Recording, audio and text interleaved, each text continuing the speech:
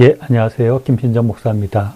오늘은 제4과 소명의 다중성과 다양성, 그 첫 번째 비디오입니다. 3과에서 이미 소명과 직업은 똑같은 것이 아니다는 말을 했습니다. 그런데 우리의 생각 가운데는 늘 이 소명이 한 가지 직업처럼 아니면 또 방향과 운명처럼 우리에게 주어진다고 생각하는 그런 경향이 있습니다. 저 역시 그랬습니다. 소명이라고 하면 뭔가 나에게 특별히 주어지는 한 가지의 직업과 같은 아니면 운명과 같은 그런 것이라고 생각을 했습니다. 우리가 흔히 그렇게 생각하게 되는 이유는 주로 이제 소명을 이야기할 때 여러 가지 그 다양한 것들을 생각하게 되는데요. 가장 많이 이야기하는 것들은 이제 주로 이런 식이죠. 나에게 어떤 목사로서의 소명이 있는가, 신학교를 가려고 하는 사람들이 내가 목회자로서의 소명을 받았는가 하는 것을 생각을 할 때 주로 소명이라는 용어를 사용하고요.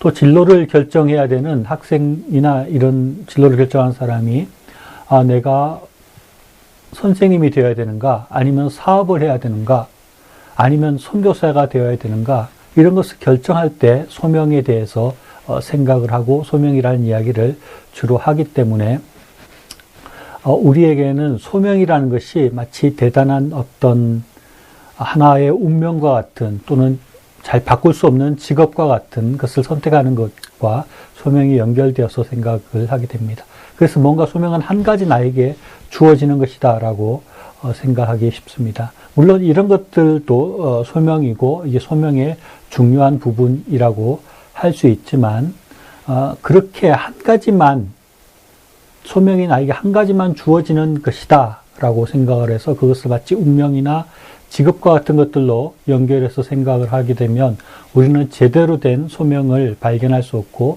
소명을 이루어가는 삶을 살기에 어려움이 생길 수밖에 없습니다. 소명을 어떤 그런 운명이나 직업 이런 것들보다는 조금 더 정확하게 생각을 할 필요가 있습니다.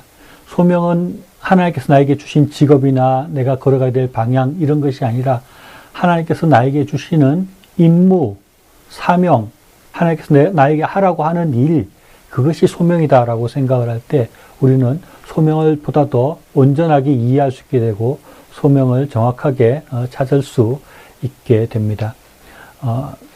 예를 들어서 우리가 만약에 소명을 나의 어떤 직업이나 또 운명처럼 생각을 하게 되면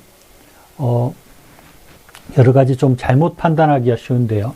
예를 들어서 사장이 어떤 신입사원을 한 명 뽑았는데 이 사람을 영업부에 배당을 했습니다.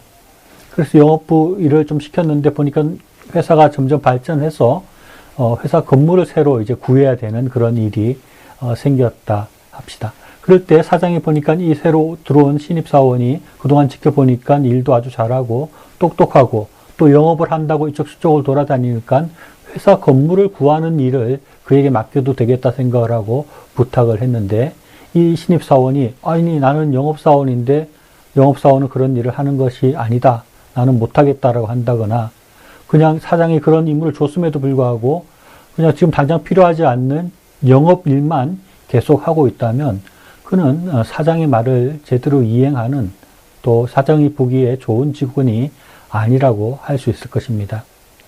이런 사장과 고용원 가운데 생겨나는 문제는 또 그런 것들이 말이 될 수 있을지 모르지만 하나님과 우리의 관계를 생각할 때 하나님은 우리의 아버지시고 또 우리는 하나님의 자녀이고 종된 자로서 하나님의 시키시는 일을 성실하게 이루어가야 될 충성된 종이 되려고 한다면 나는 무엇이기 때문에 나는 이런 일을 못합니다. 이런 명령을 할지라도 나는 이런 일을 하고 있으니까 안 합니다.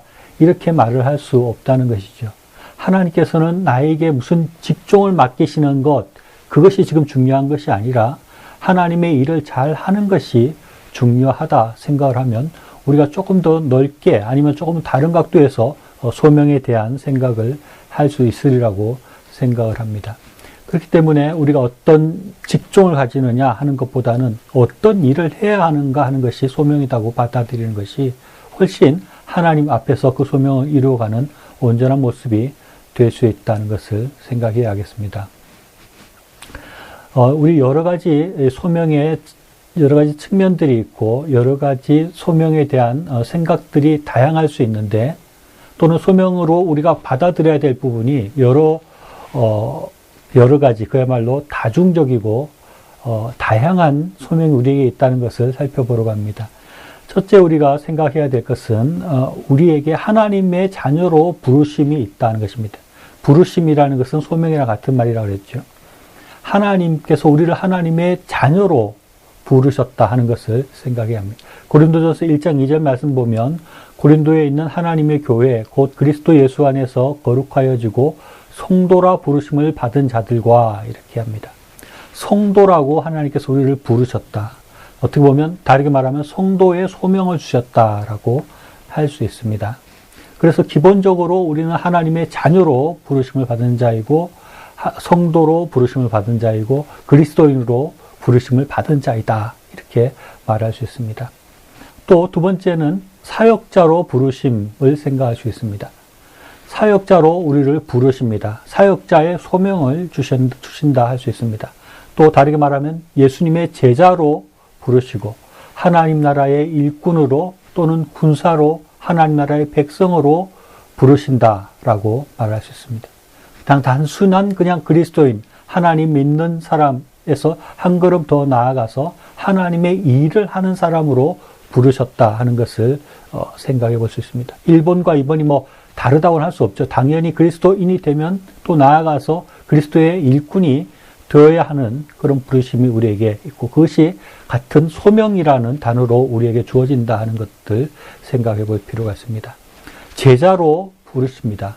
마태복음 28장 19절 말씀 보면 그러므로 너희는 가서 모든 민족으로 제자로 삼아 아버지와 아들과 성령의 이름으로 세례를 베풀고 이렇게 나옵니다. 예수님의 제자로서의 부르심 또는 일꾼으로 부르심 고린도전서 4장 1절 사람이 마땅히 우리를 그리스도의 일꾼이요 하나님의 비밀 맡은 자로 여길지어다. 하나님의 일꾼으로 부르심 또 백성으로 부르심 또 있습니다. 하나님의 백성으로 부르셨다는 것은 백성은 아무 일도 안 하는 것 같지만 실제로는 투표도 해야 되고 세금도 내야 되고 하는 것처럼 백성도 어떤 사역자로서 부르심의 영역에 들어간다고 할 수 있겠습니다. 또 군사로서 부르셨다고도 하고 있죠. 에베소서 6장 11절로 12절 말씀 보면 마귀의 관계를 능히 대적하기 위하여 하나님의 전신갑주를 입어라. 우리의 씨름은 혈과 육을 상대하는 것이 아니요 통치자들과 권세자들과 이 어둠 세상 주관자들과 하늘에 있는 악의 영들을 상대함이라 라고 말하시면서 우리를 하나님의 군사로 부르셨다. 하나님의 군사의 소명이 있다 하는 것을 말씀하십니다. 그래서 이와 같이 우리는 하나님 앞에 믿는 자로 부르심을 받고 또 하나님의 일을 하는 사람으로 부르심을 받고 거기에 대한 소명이 있다 하는 것을 생각할 수 있습니다. 또 한 걸음 더 나아가서 구체적인 사역과 은사로 또 직분으로 우리를 부르신 것 그것도 소명으로 우리가 생각해야 합니다. 말씀해 보면 모세 같은 경우는 하나님께서 모세를 부르셔서 출애굽의 리더로서의 소명을 주시고 또 모세오경을 기록하는 성경인 기록자로서의 소명을 주셔서 그 임무를 하게 됩니다. 또 전도자로서의 부르심도 있습니다. 누가복음 10장 1절 보면 이후에 주께서 달리 70인을 세우사 친히 가시려는 각동 각처로 둘씩 앞서 보내시며 라고 말씀하고 있습니다. 특별히 어떤 사람을 전도자로 70인의 전도자로 부르셨다고 말씀하고 있습니다.